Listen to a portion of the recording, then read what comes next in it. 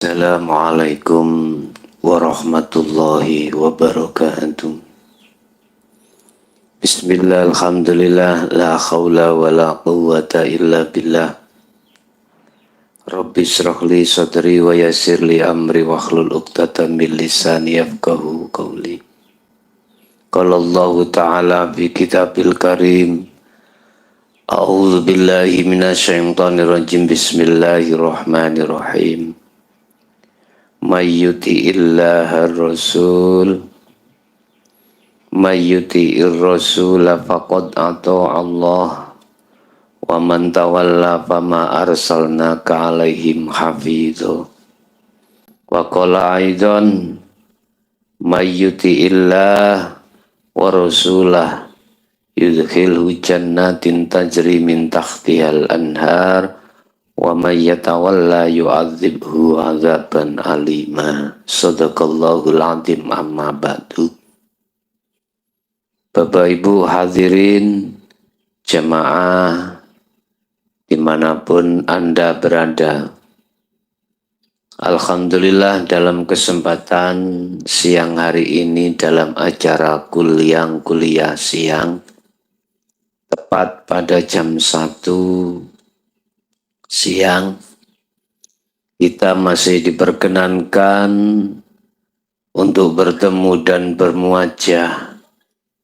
Mudah-mudahan apa pertemuan siang hari ini senantiasa disertai Allah hidayahnya sehingga menjadi satu ilmu yang bermanfaat bagi kita semuanya. Bapak Ibu hadirin sekalian yang kami hormati, untuk materi siang hari ini kami akan mencoba mengurai hikmah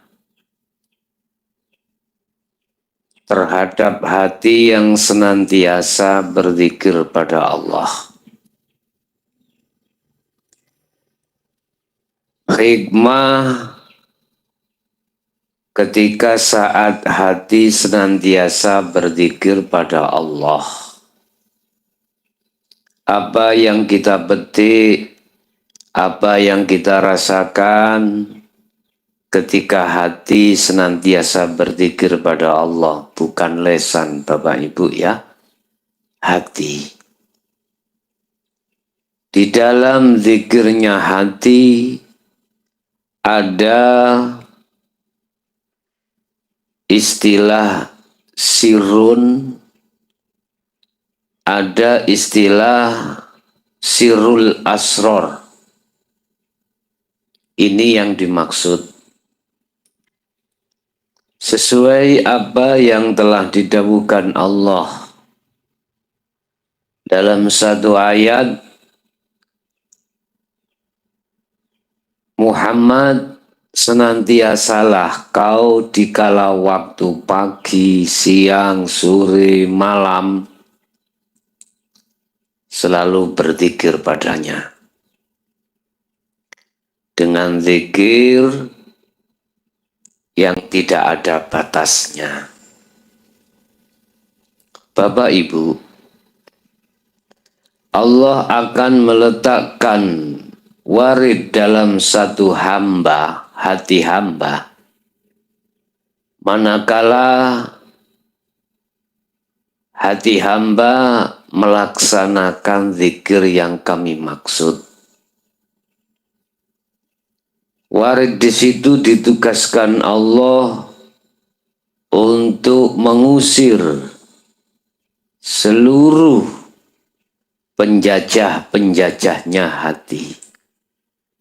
Termasuk di dalamnya adalah sifat-sifat yang cela, sifat-sifat yang tercela, yang masuk di dalam nafsu nafsiyah. Ini nanti warid akan mengusir seluruh sifat-sifat jelek. Satu sisi juga warid akan memberikan satu petunjuk terhadap hati seorang hamba yang seperti itu dengan mudah mereka berjalan menuju jalan fisabilillah, jalan untuk bertemu terhadap Allah Subhanahu wa Ta'ala. Inilah Bapak Ibu maksud daripada zikir yang kami bahas pada siang hari ini. Ketika saat penjajahnya hati itu pada keluar, maka disitulah hati akan dipasang Allah yang disebut cahaya nurullah untuk cahaya makrifat pada Allah. Hamba yang demikianlah Bapak Ibu yang dimaksud Allah dalam satu suratnya, yaitu surat Al-Fatah, surat yang ke-48 ayat 17. Mayyuti'illaha wa rasulahu, barang siapa yang taat terhadap utusannya, taat terhadap Allah dan Rasulnya. Taat pada Allah berarti apa? Ya, hati selalu bermunajat mengikuti hukum-hukum ilahiyah. Hati, saya katakan hati karena pandangan hakikat itu bukan jasad tapi hati. Wa rasulahu, dan taat terhadap utusannya.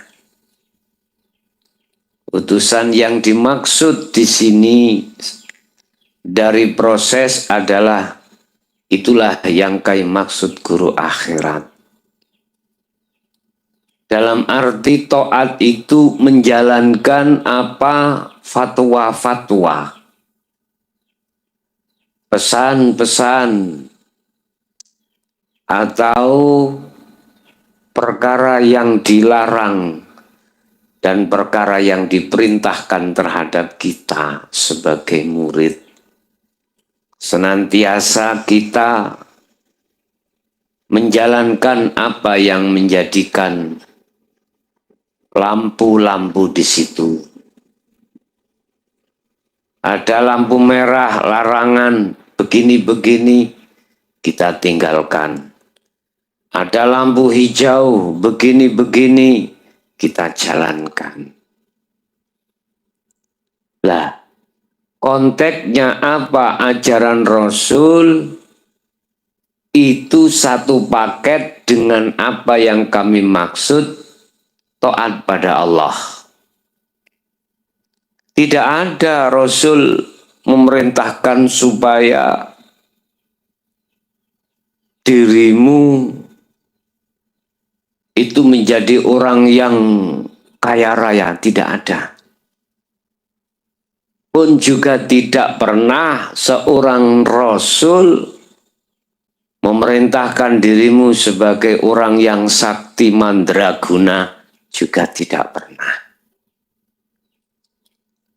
Seorang Rasul diperintahkan Allah untuk membawa risalah yang isinya risalah mengajak hati untuk senantiasa menuju dan bertemu Allah Subhanahu wa Ta'ala. Dengan begitu, maka sesembahannya itu benar, tidak di atas jalur yang batil. Bapak Ibu, siapapun bila mana mengaku dirinya Rasul, tetapi memerintahkan yang bukan risalahnya, itu tidak benar. Barang siapa yang taat terhadap Allah Tuhan dan utusan Tuhan, ya, kalau bahasa orang Islam berarti Nabi Muhammad. Kalau bahasa orang Nasrani berarti Nabi Isa atau Yesus, disebut Yesus itu ya. Dia statusnya sebagai utusan Tuhan yang membawa risalah, yang menjadikan hati penuh dengan penerangan keluar dari kegelapan. Ini statusnya, Pak ya. Barang siapa mengikuti itu, yudkhilhu, maka Allah akan memasukkan terhadap hamba tersebut kemana? Jannatin tajri min tahtihal anhar, yaitu surga yang di bawahnya banyak air mengalir. Bapak Ibu, maksudnya apa sih ini? Siapapun Anda, manakala hatimu berlaku selalu berzikir pada Allah,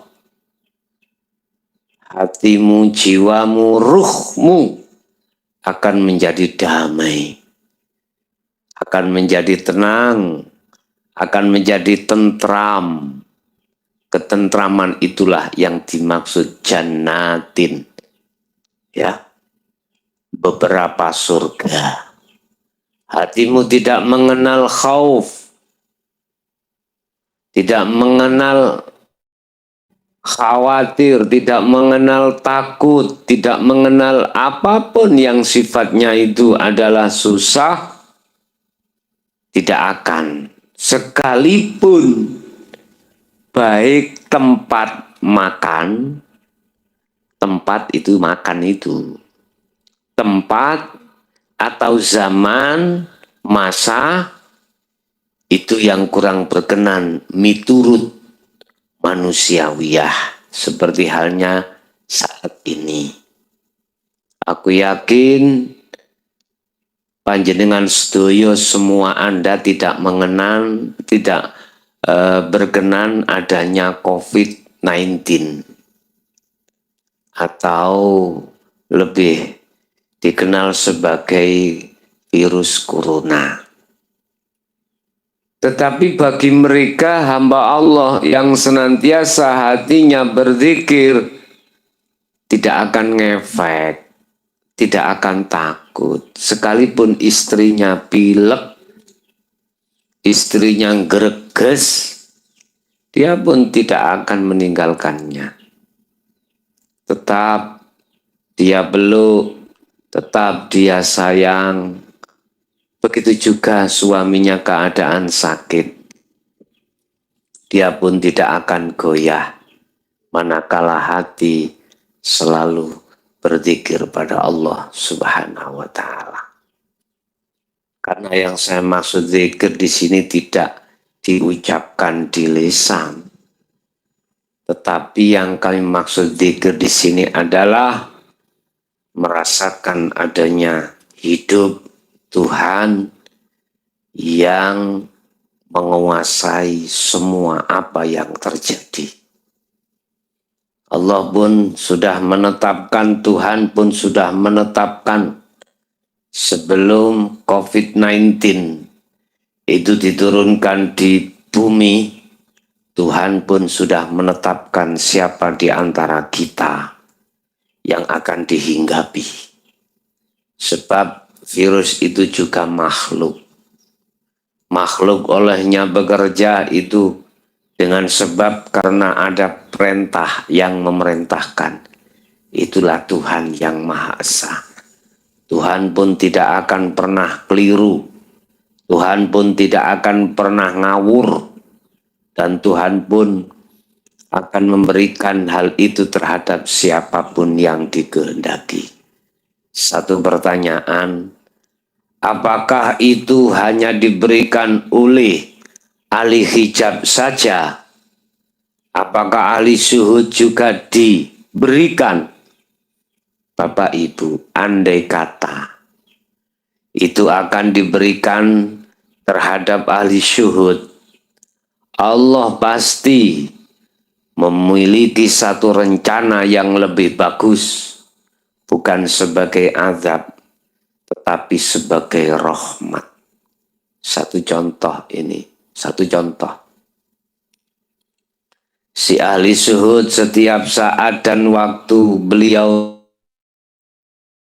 hawa nafsu yang begitu berat, yang dilewatkan dari istri, suami, lepas daripada itu anak, bisa juga terhadap harta benda yang selalu serba kekurangan, bahkan 3 hari makan 1 kali. Dan tidak menjadikan keputusasaannya beliau bermunajat dan berzikir pada Allah. Lewat sifat kasih sayangnya Allah, Allah mengambilnya dengan cepat. Lewat virus ini pun juga begitu. Inilah yang kami maksud, kedatangan virus itu sebagai rahmat bagi hamba-hamba yang tidak ngefek hatinya terhadap hal itu semuanya. Tetapi manakala ini dia berikan terhadap ahli hijab, pasti Bapak Ibu, kebalikan situasi daripada ahli zuhud, pasti dia akan gonjang ganjing hatinya. Kenapa? Karena mereka yang paling mereka takuti adalah kematian. Sehingga mengapa mereka sangat takut itu semuanya? Karena itu tadi, karena mereka takut kematian. Mengapa mereka takut dengan satu kematian? Padahal kullu nafsin dha'iqatul maut. Setiap yang bernafas pasti mengalami satu kematian. Mengapa? Karena mereka hakikatnya tidak tahu jalannya kematian menuju Allah. Wa inna ilaihi raji'un. Satu. Yang kedua, dia khawatir bojone si ayu rek, si enom, si kinclong, ya. Harta bendane masih banyak, terus piye ketok-ketokan ngono lho Pak ya. Mana istriku, mana anakku, mana hartaku, mobilku, pabrikku. Wis. Ya itu nanti yang akan menjadi bengok ketika nazak itu di situ Bapak Ibu. Takut. Coba kalau dia tidak takut. Coba kalau dia tahu jalan menuju kematian, dia akan pernah takut. Ibarat kita bepergian satu tempat. Tempatnya kita tidak tahu, jalan menuju alamat pun tidak tahu. Dan kita tidak tahu alamatnya.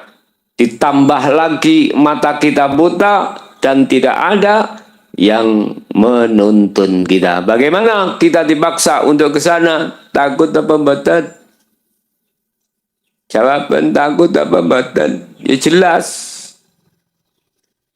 Suasana gelap karena mata kita buta, jalan tidak tahu, alamat apa lagi? Subhanallah.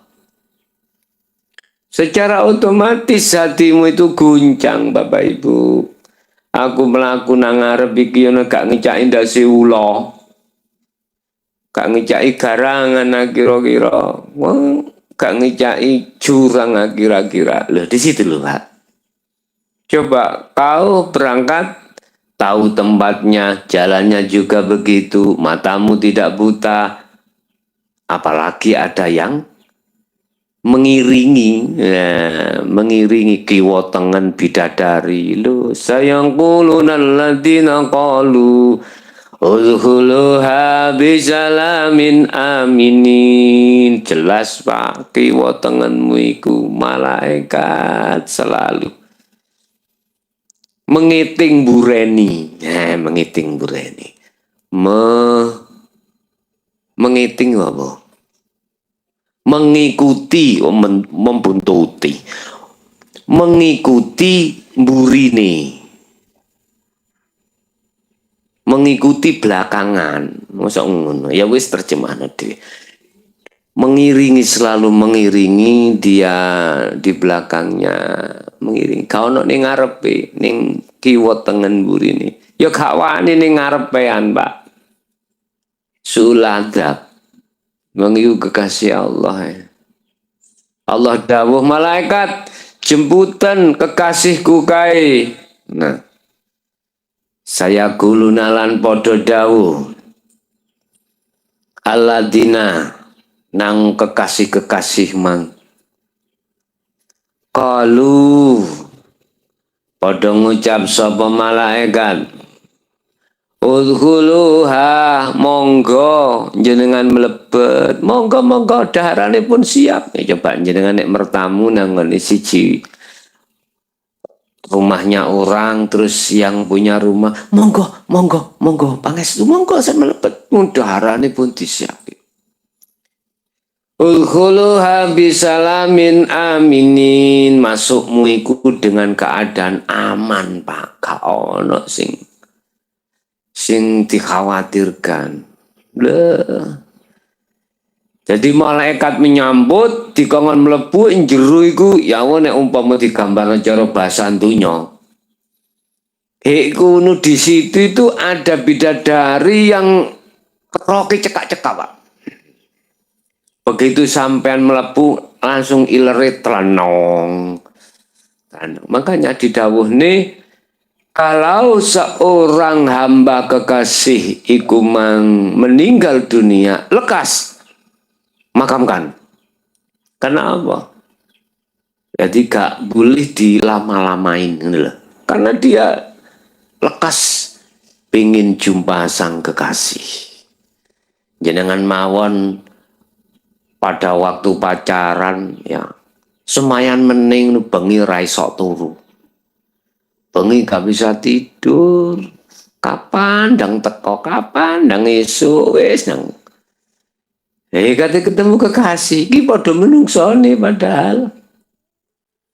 Padha nek awak dhewe arep budal mancing lho Pak, bengi wis budal jam piro? Jam 3 wis. Bengi ora iso turu kok.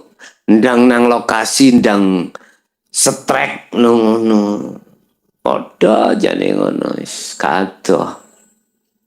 Malaikat pada menjemput disuruh Allah, malaikat ya monggo Tuhan jemputan kekasih-kekasihku kae.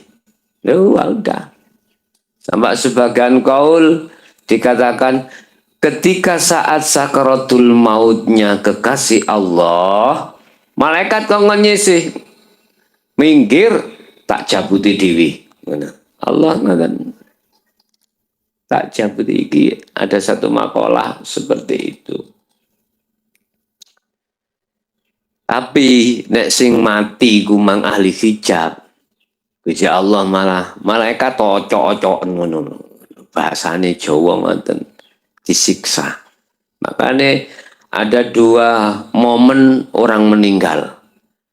Ketika dia meninggal, dia itu didatangi seorang yang menyeramkan. Sampak wedi mecicil, ana wong mati sampak mecicil saking wedine nguasiku. Ada orang yang meninggal momennya senyum. Karena yang dilihat, yang menuis dirinya, menemui dirinya itu malaikat yang memang diutus Allah. Malaikat itu menyenangkan hati. Siapa mereka yang mengalami momen seperti itu, Bapak Ibu? Adalah kekasih Allah, termasuk di dalamnya syuhada wassolihin. Itu Pak ya. Senyum, aja heran senyum. Urusan rogo hancur apa gak itu bukan bahasan. Bukan, ya. Jadi mereka yang menjadi kekasih Allah itulah ketika saat di dunia menghadapi situasi apapun tidak ngefek, itu maksud di jannatin tajri min tahtihal anhar. Tapi wa may yatawalla yu'adzibhu azaban aliman. Sedangkan orang yang menentang terhadap ajaran Rasul untuk menuju nang Allah, yu'adzibhu, mongko bakal nyiksa sapa Allahu ingman, azaban kelawan siksa, aliman kang amat, siksa kang pedih. Ning dunya lho wis ditonton, Pak. Bisa dilihat sudah. Ngadepi corona bingung. Iki kok gak kena aku ah. Engko ya apa kena mati. Bojoku sik menos-menos, sik semlohe. Anakku sik cili-cili. Penggawe aku, hartaku lho ngoten, Pak. Akhirnya kebingungan, imunnya turun, akhirnya mudah keserang penyakit. Nah, iku mereka yang menolak, menentang ajaran Rasul.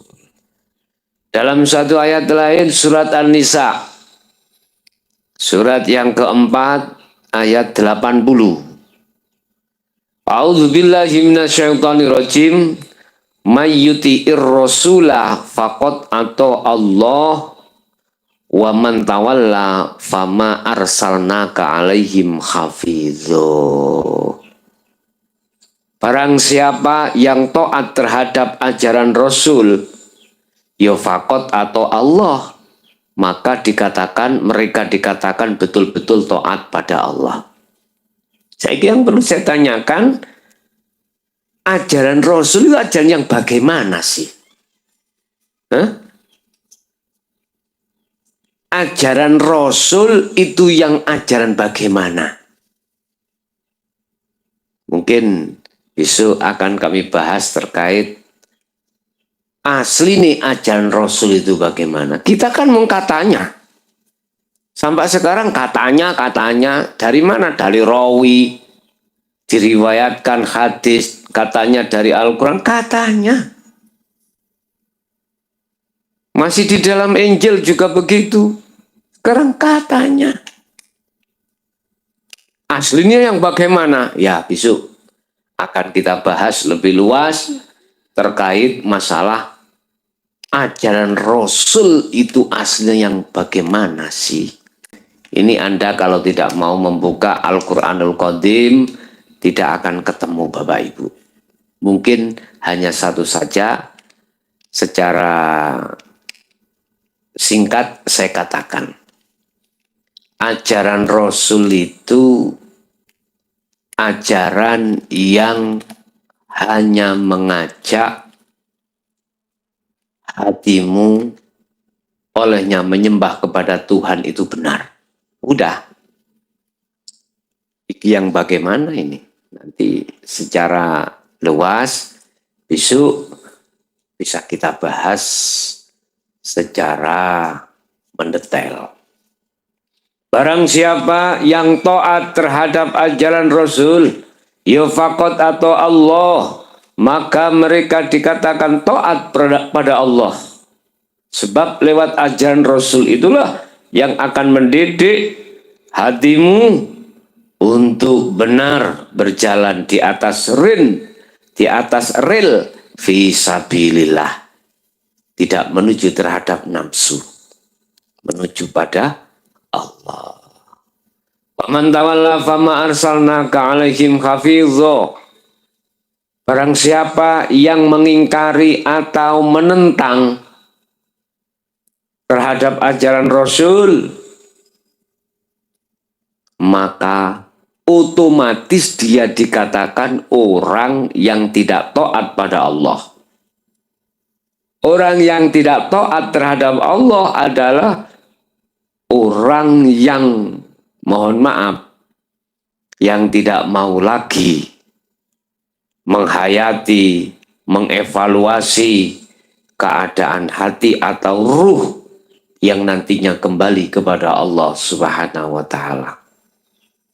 Kalau seperti ini, Ya fama arsalnaka alaihim hafidho.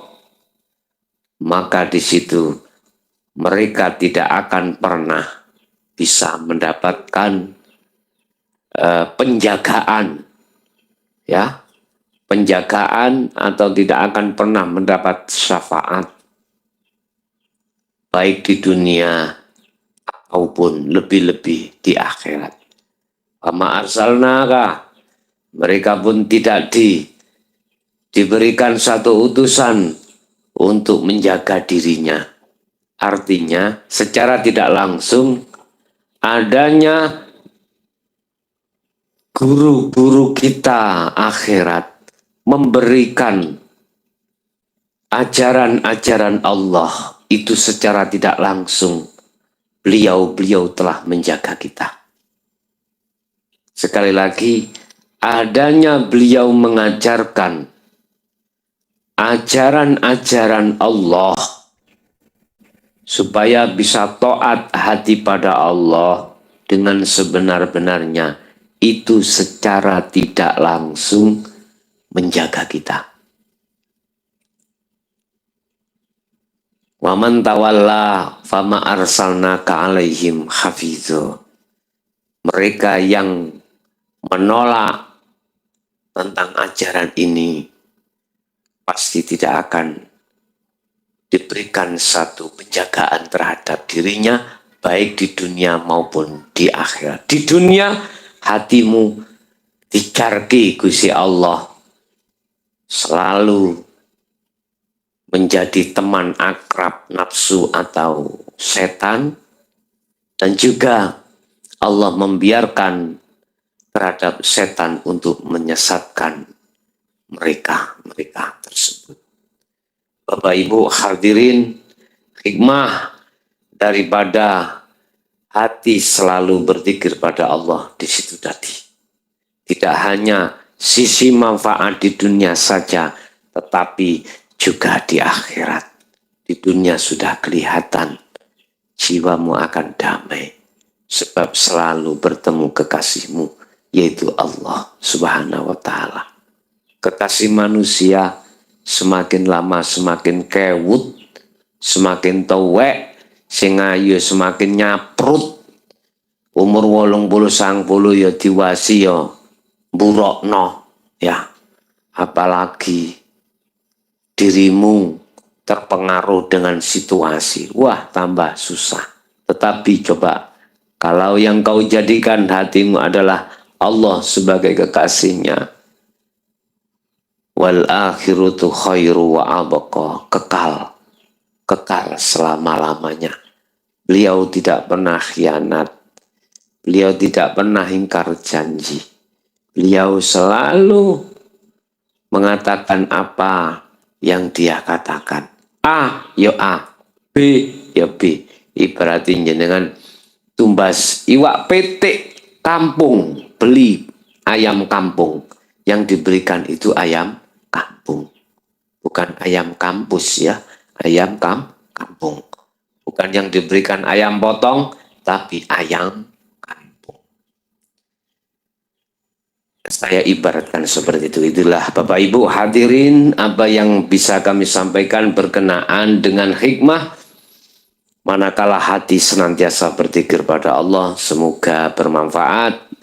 Kurang lebihnya barangkali ada kalimat yang kurang berkenan, saya sendiri secara pribadi mohon maaf yang sebesar-besarnya. Akhirul kalam, ihdinas siratal mustaqim. Wassalamualaikum warahmatullahi wabarakatuh.